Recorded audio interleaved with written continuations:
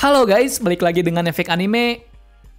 Sebelumnya rencana yang dibuat oleh Kid dan Law berhasil membuat Big Mom dan Kaido terpisah, yang kemudian pula berakhir dengan kabar baik dan kabar buruk. Yakni kabar buruknya Kid dan Killer terlempar sampai ke lantai 2 akibat kekuatan Room dari Law. Sementara kabar baiknya, Luffy sudah tahu cara mengimbangi pertarungan dari Kaido. Sebab dari itu dia meminta semuanya untuk mengatasi Big Mom di bawah sana. Artinya dengan ini maka kemenangan mengalahkan dua Yonko bisa terjadi. Tapi sebelum kita menuju topik utama, jangan lupa untuk klik subscribe dan nyalakan lonceng notifikasinya agar selalu mendapatkan update seputar alur cerita anime dari kami. Dan berikut alur cerita One Piece Arc Wano Kuni Part 19 manga versi Efek Anime.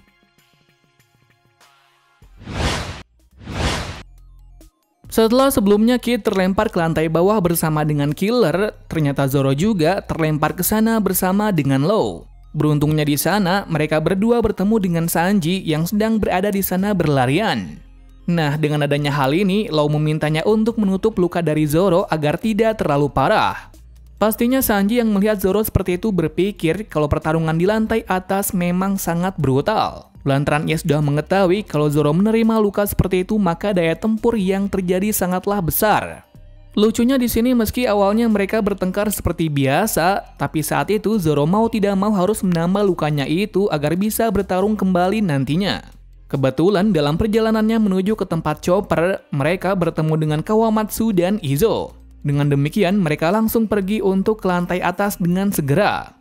Panel pun berpindah dari pertarungan Kaido dan Luffy kembali.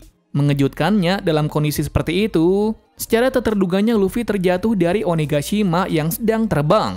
Di saat itu terlihat Kaido mengungkapkan meski Luffy bisa mengkombinasikan kekuatan Hoshoku Haki, tetapi saat ini tekniknya sangatlah buruk, yang mengakibatkan saat adu mekanik sebelumnya Luffy langsung sekarat dan terjatuh ke laut. Setelah berkata hal itu, Kaido mengungkapkan hal misterius lagi. Yakni dia berkata kalau Luffy tidak bisa menjadi Joy Boy, walaupun sebelumnya dia melihat kalau mungkin dialah Joy Boy. Entah apa maksud Kaido berkata seperti itu, tampaknya dia mengetahui tentang nama seseorang dari zaman kuno.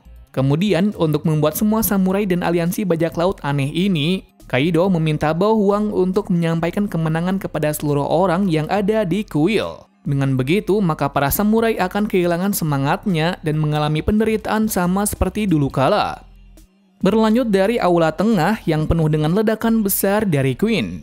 Seperti yang terlihat setelah beberapa lama menahan serangan dari Queen dan Prospero, akhirnya Chopper mulai kelelahan. Dikarenakan ramuan Rumble Ball-nya sudah mencapai 20 menit. Jadi setidaknya ia harus menahan musuh selama 10 menit lagi. Di tengah pertarungan itu akhirnya Bao Huang menyampaikan semua yang terjadi dalam pertarungan di atas dom, yang berakhir dengan kemenangan dari Kaido. Sebab dari itu ia meminta semua samurai maupun anggota topi jerami untuk menyerah sekarang juga. Alasannya sudah pasti, jika mereka menyerah sekarang maka mereka akan diterima masuk ke bajak laut buas.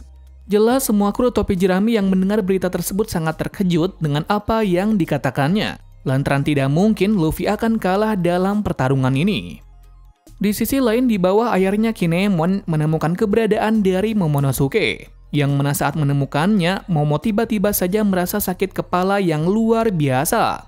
Entah penyakit apa itu, satu hal yang pasti yang terjadi sebelumnya ialah Momo membaca buku peninggalan dari Oden. Entah apa isi buku tersebut yang pasti membuat Momo menjadi seperti itu.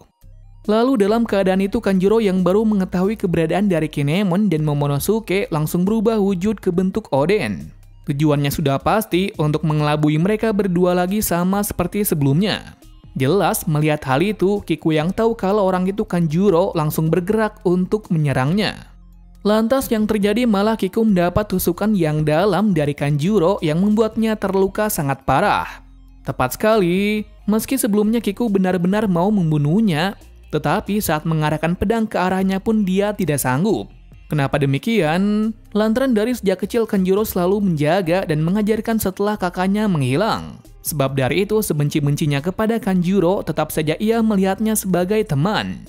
Kinemon yang mendapati hal ini lagi sudah sangat marah lagi. Sehingga Kinemon langsung menebaskan pedangnya hingga mengenai Kanjuro tanpa ampun.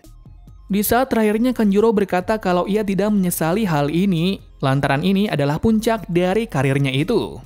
Bahkan yang membuat Kinemon semakin nyesek saat Kanjuro berkata kalau dialah sahabat terbaiknya dalam aktingnya selama ini. Setelah hal itu tiba-tiba saja ada gemuruh besar yang datang ke tempat ini. Benar sekali yang datang adalah Kaido sendiri. Kemudian tanpa ampun Kaido ingin mengakhiri Momonosuke di sini sekarang juga dengan tangannya sendiri. Beruntungnya dengan berani Kinemon menghalau serangan kuat dari Kaido. Entah apa yang terjadi selanjutnya, yang pasti Kinemon dan Momonosuke saat ini dalam situasi yang sangat gawat. Balik lagi pada kericuhan di aula tengah, apalagi setelah tersebarnya kalau Luffy telah kalah dan terjatuh ke laut.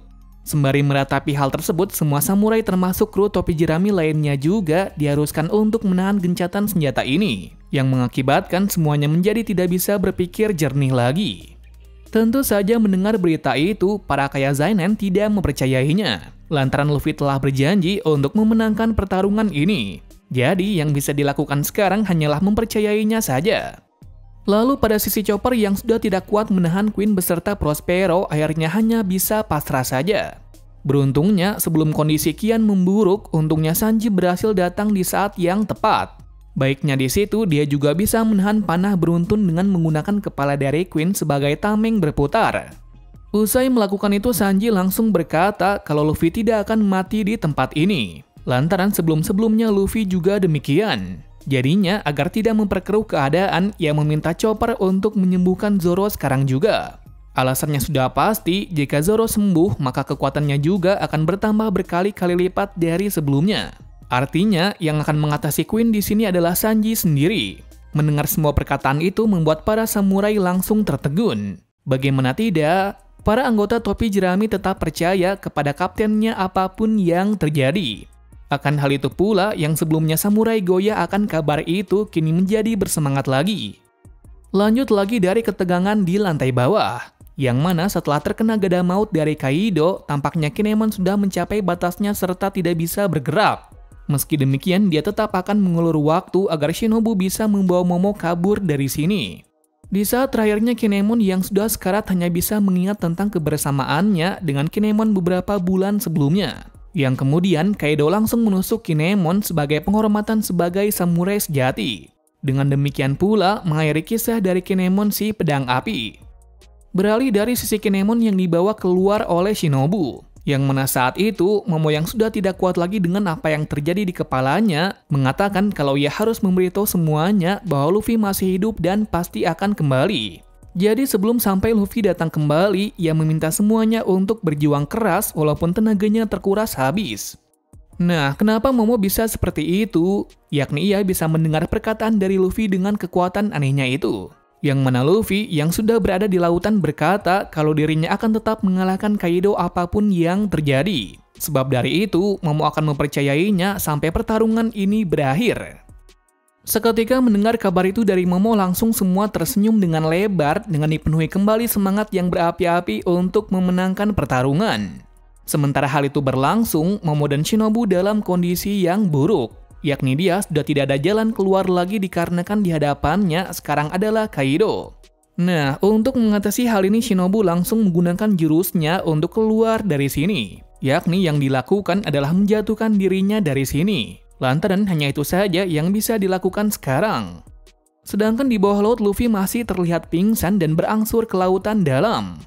Dan tak takdir atau bukan, tiba-tiba saja kapal bajak laut hati berada di dekat di sekitarnya.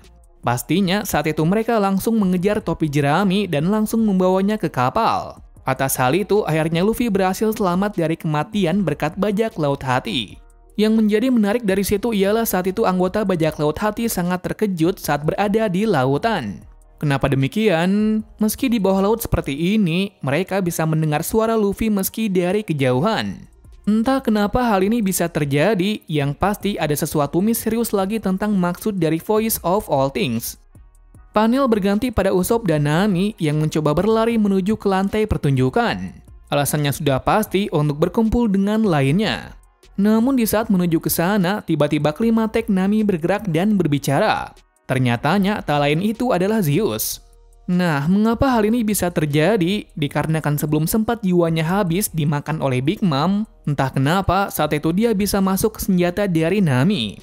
Bisa diartikan hal ini terjadi saat Nami memberi hadiah perpisahan sebelumnya. Maka dari itu dia bisa menjelma masuk ke dalam senjatanya. Scene berganti dari Kid yang sedang bertarung dengan Big Mom. Di kala pertarungan itu tampaknya terlihat satu orang yang akan membantunya. Yap, sebenar sekali yang datang adalah Law. Law mengatakan kepada Big Mom kalau Luffy tidak akan mati semudah itu. Jujur saja, ia sudah melihat hal ini berulang kali setelah beraliansi dengannya. Berarti kan dengan perkataan seperti itu, Law akhirnya mengakui Luffy adalah seorang yang sangat unik. Jadi tugasnya di sini adalah membantunya untuk mengalahkan Big Mom di tempat ini juga. Awalnya Kid menolak tawaran itu, tapi setelah dipikir-pikir strategi ini bukanlah hal yang buruk. Cerita berpindah dari luar kastil, di mana pada waktu itu Yamato yang sudah berada di atas kastil langsung menghentikan ayahnya yang di bawah. Yang mengejutkannya di sini ialah Yamato menantang Kaido bertarung 1 lawan 1 dengan ayahnya untuk mengakhiri hubungan ayah dan anak ini. Alasannya sudah pasti lantaran sejak kecil ia sudah terbelenggu dengan semua kekangannya itu. Maka dari itu jika ia menang dari pertarungan kali ini maka dirinya bisa terbebas.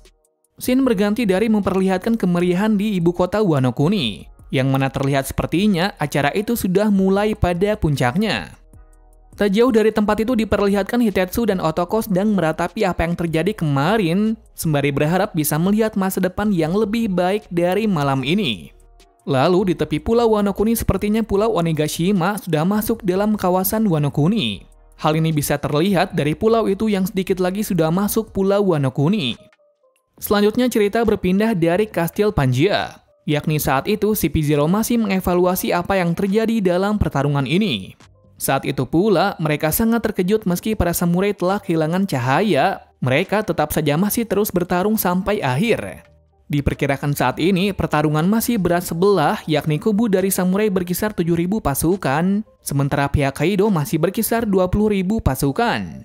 Jadi bisa dikatakan dengan hal itu ditambah kekalahan dari Luffy, kemungkinan untuk membalikan keadaan adalah sesuatu yang mustahil. Di sisi lain akhirnya Usopp dan Nami berhasil sampai pada lantai panggung, di mana tempat Bao Huang berada. Sayang sekali, sebelum berhasil menangkapnya, tiba-tiba saja dari belakang ulti menghantam Usopp dengan kepalanya itu. Akibat hal itu pula, Otama jatuh ke tangan ulti lagi.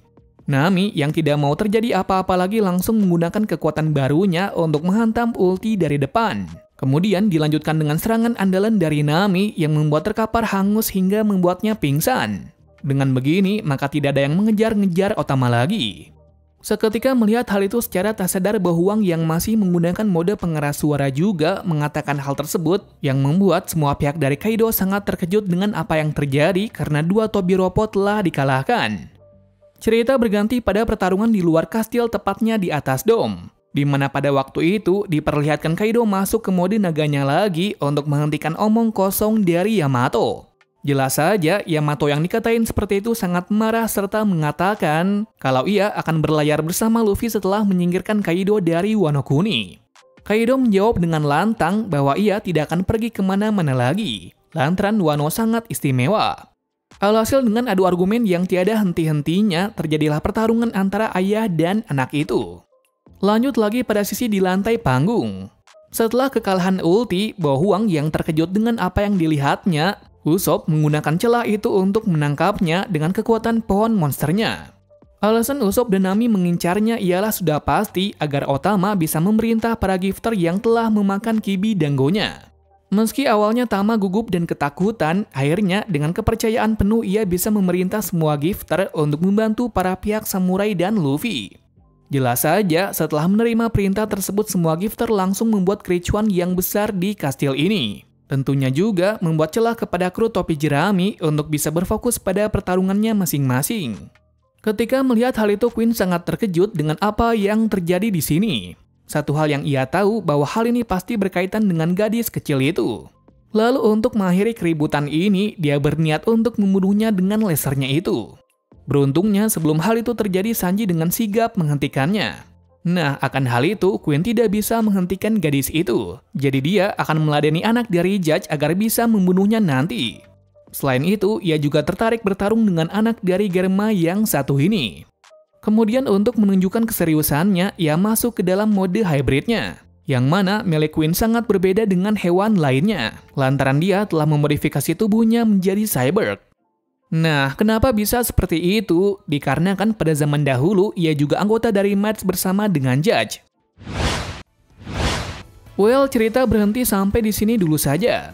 Berikutnya pasti akan lebih menarik lagi, mengingat pertarungan antara kelompok topi jerami melawan Tobi Roppo akan dimulai.